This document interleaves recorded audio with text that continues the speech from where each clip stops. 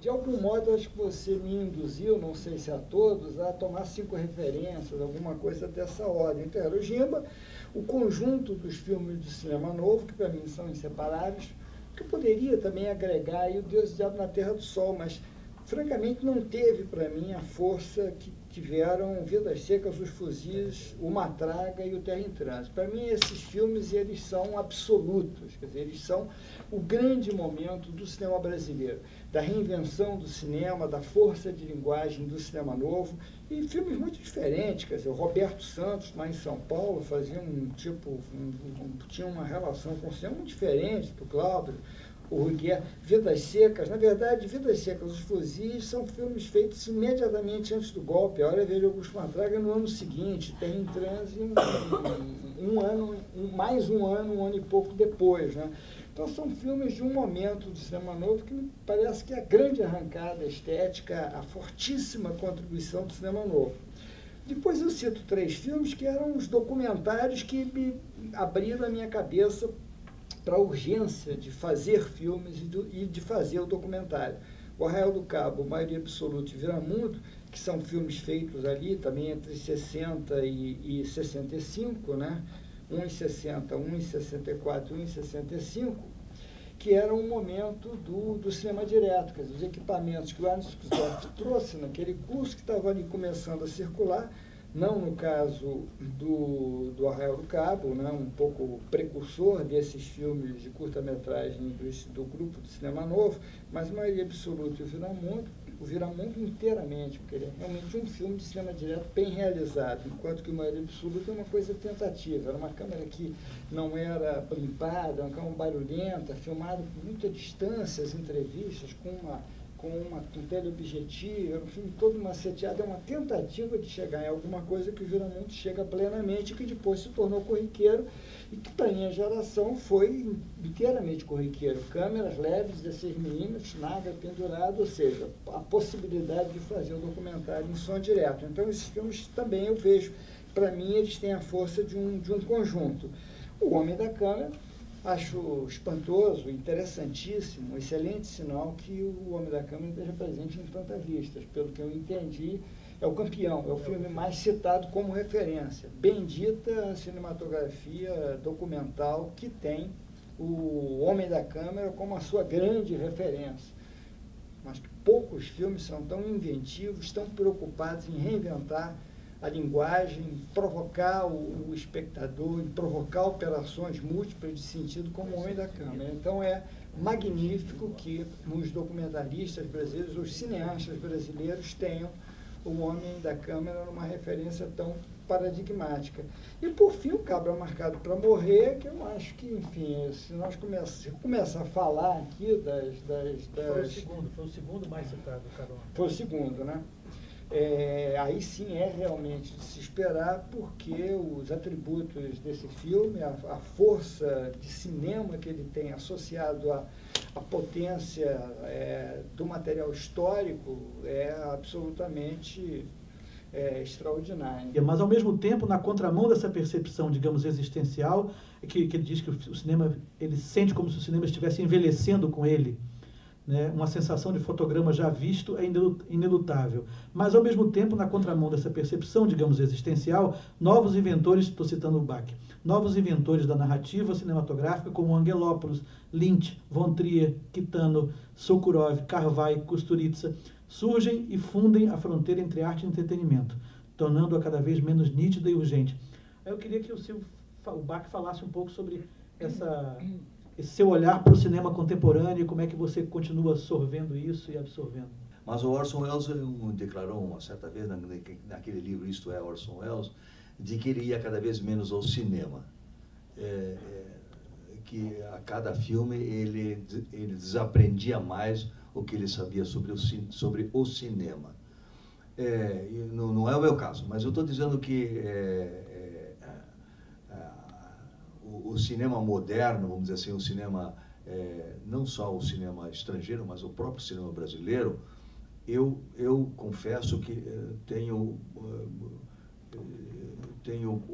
pouco a aprender com o cinema brasileiro de hoje, seja ele no documentário, seja ele ficção.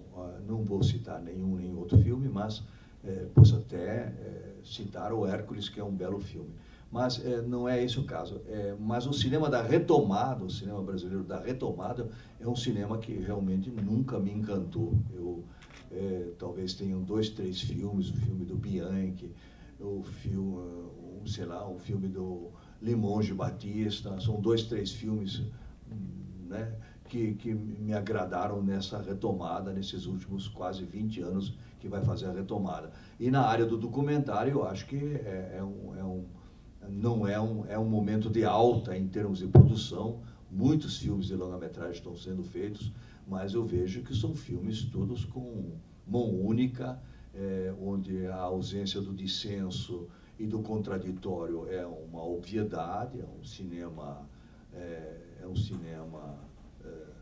de mão única, é um cinema que não procura polêmica, não procura polemizar, é um cinema que não leva angústia nenhuma ao espectador, é um filme que vai pronto para o espectador. Poucos filmes têm levantado uma indagação em relação ao país. Que país é esse? Quais são os documentários brasileiros desses últimos 20 anos que fizeram essa pergunta? Poucos, muito poucos. Você vê um cinema quase que turístico, você vê um cinema hagiográfico, são dezenas de músicos, escritores, poetas, que são transformados em santos, políticos, personalidades do passado, do presente, são transformados em santos. Há um cinema hagiográfico rolando pelo Brasil que é uma vergonha, eu diria, onde não há um dissenso. Eu imagino o que um jovem,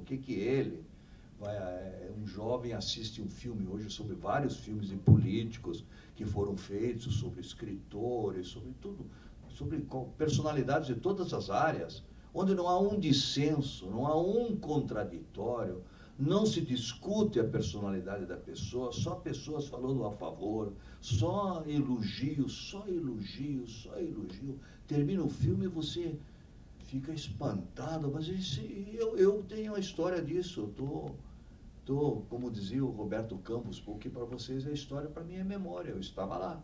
Então eu vi isso nos últimos 30, 40 anos, mas ele não viu.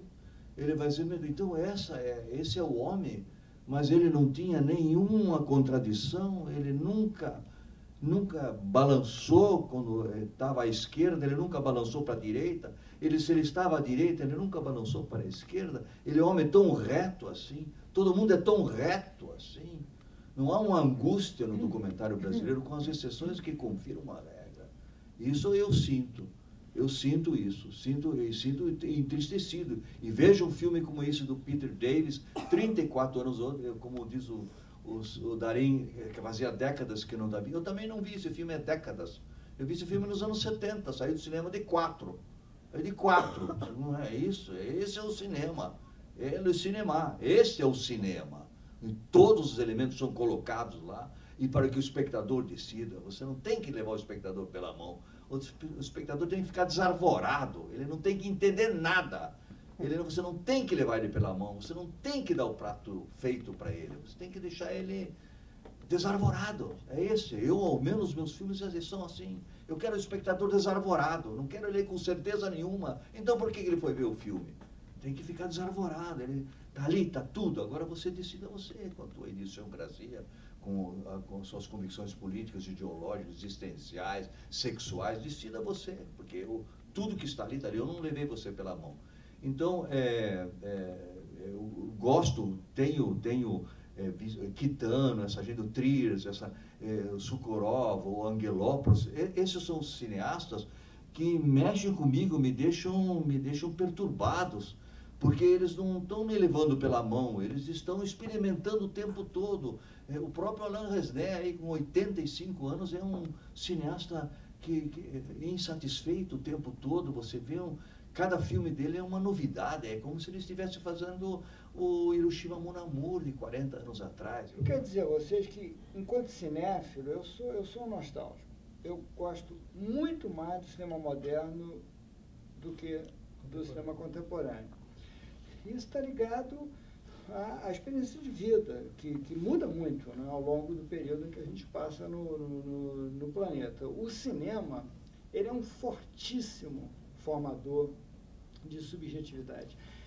Essa experiência de entrar na sala escura, entrar ali naquele regime de submotricidade, né, e colocar todo o sentido concentrado nessa experiência estranhíssima, voyeurística, de entrar nesse jogo de projeção e identificação com os personagens, criar uma diegese, criar um ambiente que é proposto pelas imagens do filme, que não é nada, são projeções uma fotografia projetada sucessivamente atrás da outra, atrás da outra, atrás da outra, atrás da outra, e, no entanto, nós vivemos intensamente a experiência do filme, nos transformamos como pessoas, o filme nos forma, e nos anos de formação, isso tem uma força avassaladora. Sobre mim, teve.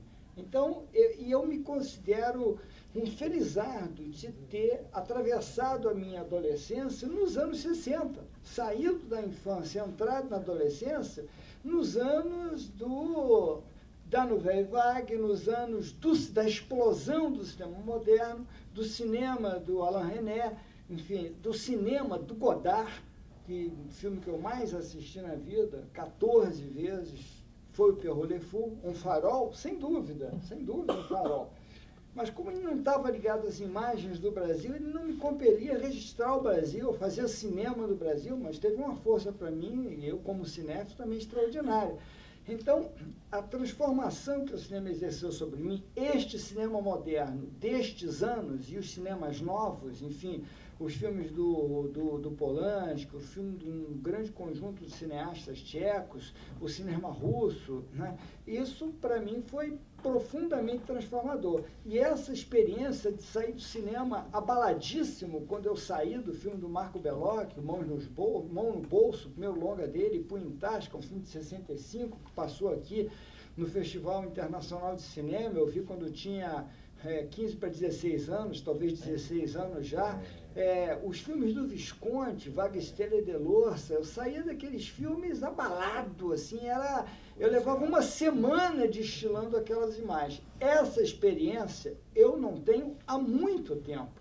E com isso eu não quero dizer que o cinema que se faz hoje é um cinema menor, como experiência, eu não tenho mais condições, como uma pessoa que vai completar 61 anos agora, daqui a 8 dias, né, no dia 17, eu já não estou mais em condições de ser tão poderosamente afetado. Agora, vamos lá, vamos ver, estou curioso.